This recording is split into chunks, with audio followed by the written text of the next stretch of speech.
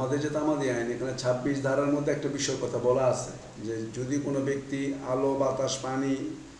এগুলো যদি ব্যবহার করে, আলো বাতাস পানি এগুলো যদি ব্যবহার করে, এবং সেক্ষেত্রে আলো বাতাস পানি যদি ব্যবহার করে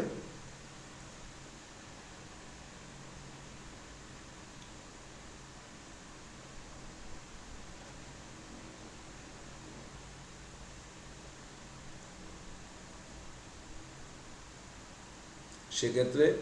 যদি অন্য কোনো ব্যক্তি বাধা না দেয় এবং আলো বাতাস পানি বা পথ চলাচলের অধিকারগুলি যে যদি সে ভোগ করে থাকে,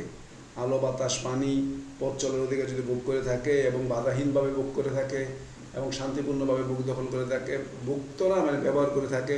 এবং কোনো ব্যক্তি যদি সেখানে বাধা না দেয়, তাহলে ওই যে তৃতীয় ব্যক্তি, ওই যে ব্যক্তি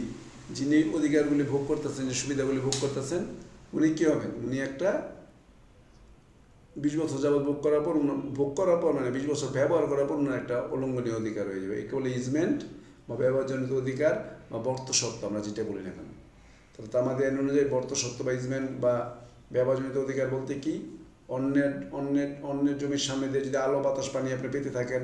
অন্যের জমির ওখান দিয়ে যদি পথ চলাচল অধিকার থাকে, সে অধিকার থেকে যদি কেউ বঞ্চিত না করে এবং এটা যদি অব্যাহতভাবে 20 বছর যদি আপনি এইভাবে আলো বাতাস পানি পেয়ে থাকেন, আলো অথবা বাতাস অথবা পানি অথবা পথ চলাচল অধিকার যেগুলোই হোক,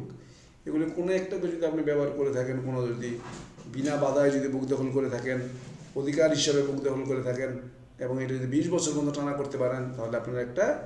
ইজমেন্ট, একটা রাইটস সৃষ্টি হবে এবং এটা অবিচ্ছিন্ন 60 বছর পর্যন্ত এটা যাবে, অবিচ্ছিন্ন 60 বছর এটা যাবে। এটা হচ্ছে আইনের